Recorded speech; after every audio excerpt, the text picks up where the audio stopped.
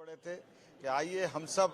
1972 में तत्कालीन प्रधानमंत्री इंदिरा गांधी ने जो परिसीमन के साथ सीलिंग लगाने का प्रयास किया था 42वें संविधान संशोधन के माध्यम से कि देश की आधी आबादी के लिए भविष्य में कोई सीट नहीं बढ़ाई जा सकेगी। आरक्षण को लेकर भी उनकी जो दुविधा रही है वो परिणाम रहा है कि चाहे साहबानों का प्रकरण हो या 3 तलाक का घटनाक्रम हो, हमेशा बहनों के साथ अन्याय करने का काम कांग्रेस ने किया है। और आज मुझे गर्व है, आज विशेष सत्र लगभग 8 से 9 घंटे तक दिन भर चर्चा में चला है और चर्चा में हमारे सब दल के लोगों ने, और ये तो मैं कहूँगा कि पक्ष हो या विपक्ष, उनने अपनी बात करी, लेकिन कांग्रेस का जो दोहरा चरित्र था एक बार फिर वो उजागर हुआ। किंतु परंतु लगा करके ये इनके इन प्रकार आज हमने परिसीमन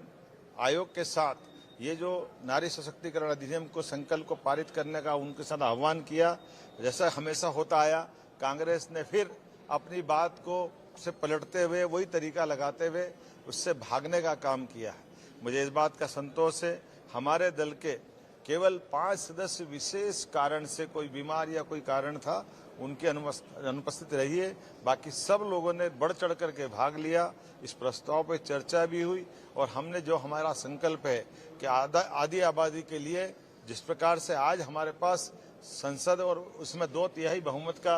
समर्थन नहीं है, लेकिन आत्मबल बहुत मजबूत है। आज नहीं तो कल यशस्वी प्रधानमंत्री के नेतृत्व में देश की आधी आबादी बहनों के लिए, उनके हक अधिकार के लिए हमारा संघर्ष जारी रहेगा और हम अपना उस प्रतिबद्धता के बलबूते पर कि 33% के लिए हम आरक्षण करने के लिए लगातार कटिबद्ध रहेंगे। एक तरफ इस 33% आरक्षण का मतलब ही है कि कांग्रेस दोहरे मुंह से, जब 54 करोड़ देश की आबादी थी 1972 में, उस समय उस आरक्षण की सीलिंग के बलबूते पर,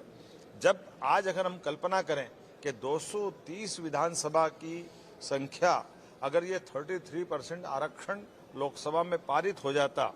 तो 345 की संख्या अपने प्रदेश में होती। हमारी 29 लोकसभा, ये 42 से ऊपर हो जाती। अर्थात हर वर्ग की बहनों का इसमें प्रतिशत बढ़ता। और ये बात भी सही है कि अगर लोकसभा विधानसभा की सीटें बढ़ती है, क्योंकि जब 1972 की बात करें तब लोकसभा के अंदर एवरेज एक लोकसभा में केवल 10 लाख वोटर थे और आज की स्थिति में एक लोकसभा में 30 से 40 लाख तक वोटर बढ़ गए। तो एक चुने हुए जनप्रतिनिधि को अपने वोटर और उनकी जन सुविधाओं के साथ जो तालमेल करने का अभाव रहता है, उसके जो कष्ट है वो किसी से छिपे नहीं। इसी प्रकार से विधानसभाएं भी हमारी 3 लाख से लेकर 4-5 लाख तक की इंदौर जैसे शहरों में हुई है। ऐसे में हम सबको ये संकल्प करना चाहिए कि आधी आबादी के लिए हम पुनः संघर्ष करेंगे और संख्या बढ़ा करके बहनों का प्रतिनिधित्व उनको दिला के रहेंगे। मुझे इस बात का संतोष है, यशस्वी अध्यक्ष जी के नेतृत्व में हमारे दल ने विस्तार से अपनी बात कही और आखिर में आकर के संकल्प प्रस्तुत करने के साथ बहुमत के आधार पर न केवल संकल्प पारित हुआ, और जैसा कि हमको आदेशा था, कांग्रेस डिवीजन की बात करते करते तमाम प्रकार के हथकंडे लगा करके उनके नाना प्रकार के छल प्रपंच उनने रचे थे। लेकिन चूंकि उनके पास अपोजिशन के पास जो 64 उनकी संख्या है, वो 64 भी उपस्थित नहीं थी। बड़े आश्चर्य के साथ बोलना पड़ेगा कि जितने अपोजिशन के लोग चाहिए वो भी उनके इस प्रस्ताव से, मुझे तो ऐसा लगता है कि शायद वो भी हमारे प्रस्ताव से सहमत थे, इसलिए घर से नहीं आए। तो ये कांग्रेस के लिए सोचने का विषय है कि वो उनके दलों का समर्थन किस दिशा में जा रहा है। लेकिन हमारे दल के लोगों ने आखिरी समय तक इस बात के लिए प्रशंसा करूंगा मैं अपने सभी माननीय सदस्यों की, और आप प्रेस मीडिया और प्रिंट मीडिया, इलेक्ट्रॉनिक मीडिया सहित विधानसभा के सभी अधिकारियों की, हमारे सभी प्रशासन के सारे व्यवस्थाओं के जुड़े हुए सरकार के अंग की, जिन्होंने हर वो प्रश्न जो अपोजिशन ने उठाया उसका जवाब भी हमने दिया और आखिरी समय तक बैठ करके हमने अपनी प्रतिबद्धता